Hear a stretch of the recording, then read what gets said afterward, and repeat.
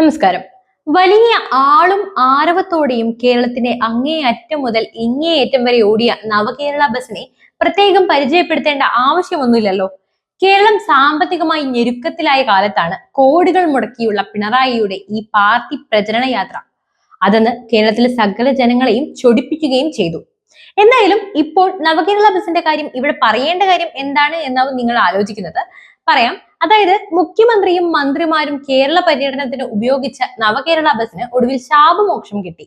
അതായത് നവകേരള ബസ്സിൽ ഇനി പൊതുജനങ്ങൾക്ക് ടിക്കറ്റ് എടുത്ത് യാത്ര ചെയ്യാം. നവകേരള ബസിന്റെ കോൺട്രാക്ട് കാരേജ് പെർമിറ്റ് മാറ്റി സ്റ്റേജ് കാരേജ് ആക്കി.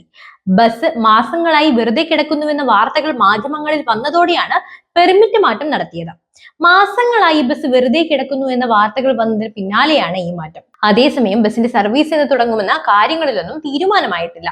1.15 കോടി മുടക്കിയാണ് മുഖ്യമന്ത്രിയും മന്ത്രിമാർക്കും നവകേരള സദസ്സിൽ വിവിധ വേദികളിലേക്ക് സഞ്ചരിക്കാൻ വേണ്ടി ഈ ബസ് വാങ്ങിയത്. ഭാരത് ബെൻസിന്റെ ഈ ബസ് പിന്നീട് നവകേരള സദസ്സിന് ശേഷം പുതുക്കി പണിയുന്നതിനായി ബാംഗ്ലൂരുവിലെ വർക്ക്ഷോപ്പിലേക്ക് മാറ്റുകയും ചെയ്തിരുന്നു. KSRTCയുടെ ടൂറിസം ആവശ്യങ്ങൾക്കായി മാറ്റം വരുത്തുന്നതിന് വേണ്ടിയായിരുന്നു ക്രമീകരണം. എന്നാൽ മാസങ്ങളോളം വർക്ക്ഷോപ്പിൽ കിടന്ന വാഹനം പിന്നീട് KSRTCയുടെ പാപ്പനംകോട്ടെ വർക്ക്ഷോപ്പിലേക്ക് മാറ്റുകയും ചെയ്തു. എങ്ങനെ ഉപയോഗിക്കണമെന്ന കാര്യത്തിൽ തീരുമാനമാകാതെ ഒരു മാസമായി ഇവിടെ കിടന്ന വാഹനത്തിനാണ് വാർത്തകൾക്കൊടുവിൽ ശാപമോക്ഷം ഒരുക്കിയത്. KSRTCയുടെ ബജറ്റ് ടൂറിസം വിഭാഗത്തിന് ബസ് കൈമാറാനായിരുന്നു പദ്ധതിയെങ്കിലും അതുണ്ടായില്ല. ബസ്സിൽ മാറ്റങ്ങൾ വരുത്തുന്നതിനായി ബംഗളൂരുവിലെ പ്രകാശ് കോച്ച് ഫാക്ടറിക്ക് ബസ് കൈമാറുകയും ചെയ്തു. ഇതിനിടെയാണ് ഗതാഗത മന്ത്രി മാറിയത്. ബസിന്റെ നിർമ്മാണ പുരോഗതി വിലയിരുത്താൻ KSRTC ഉദ്യോഗസ്ഥരെ അയക്കണമെന്ന് കമ്പനി ആവശ്യപ്പെട്ടിരുന്നുവെങ്കിലും അതുണ്ടാവാത്തതിനാൽ നിർമ്മാണം തടസ്സപ്പെടുകയും ചെയ്തു. 3 മാസത്തോളം ബസ് ബാംഗ്ലൂരുവിൽ അനാഥമായി കിടന്നു. ഇത് പരാതിക്ക് ഇടയാക്കിയതോടെയാണ് KSRTC ബസ് വീണ്ടും ഏറ്റെടുത്തത്. 6 ലക്ഷം രൂപ ചെലവിൽ മുഖ്യമന്ത്രിക്കായി ബസ്സിൽ സ്ഥാപിച്ച സീറ്റ് അഴിച്ചു മാറ്റിയിട്ടുണ്ട്. ഭാവിയിൽ VIP യാത്രയ്ക്കായി ഈ സീറ്റ് സൂക്ഷിക്കാനാണ് തീരുമാനം.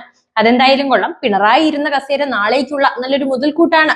ബസ്സിൽ യാത്രക്കാരുടെ ലഗേജ് വെക്കാൻ ഇടമില്ലാത്തതിനാൽ സീറ്റുകൾ പുനഃക്രമീകരിച്ച് സ്ഥലമൊരുക്കുകയും ചെയ്തു. ബസിന്റെ നിറവും വശങ്ങളിലെ ഗ്രാഫിക്സും മാറ്റിയിട്ടില്ല. 1.5 ലക്ഷം രൂപയാണ് കമ്പനി ആവശ്യപ്പെട്ടത്. വിനോദയാത്രകൾക്ക് ഉപയോഗിക്കാൻ പാകത്തിൽ മാറ്റം വരുത്തിയ ബസ് ഒരു മാസം മുമ്പാണ് തിരികെ എത്തിച്ചത്. മന്ത്രിസഭ ഒന്നടങ്കം യാത്ര ചെയ്തത് വഴി ബസിന്റെ മൂല്യം ഇരട്ടിയാകുമെന്ന് ഇടതു നേതാക്കൾ അവകാശപ്പെട്ടുവെങ്കിലും ബസ് ഇപ്പോൾ ഉപയോഗിക്കാതെ ഇട്ടിരിക്കുകയാണ്.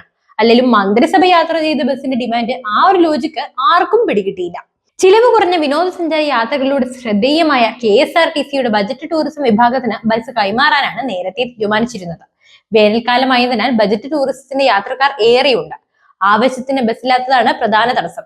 AC ഉള്ള നവകേരള ബസ്സിന് ഏറെ ആവശ്യക്കാരുമുണ്ട്. എന്നിട്ടും ബസ് ഉപയോഗിക്കാതെ ഇട്ടിരിക്കുന്നത് ഉന്നതതല താല്പര്യക്കുറവ് കാരണമാണെന്ന് ആക്ഷേപവും ഉയർന്നു വരുന്നു. എന്തായാലും ഇത്ര കോടി മുടക്കി ഇറക്കിയ മുതൽ പൊടി പിടിച്ചു പോയില്ലല്ലോ, അത് തന്നെ വലിയ ആശ്വാസം.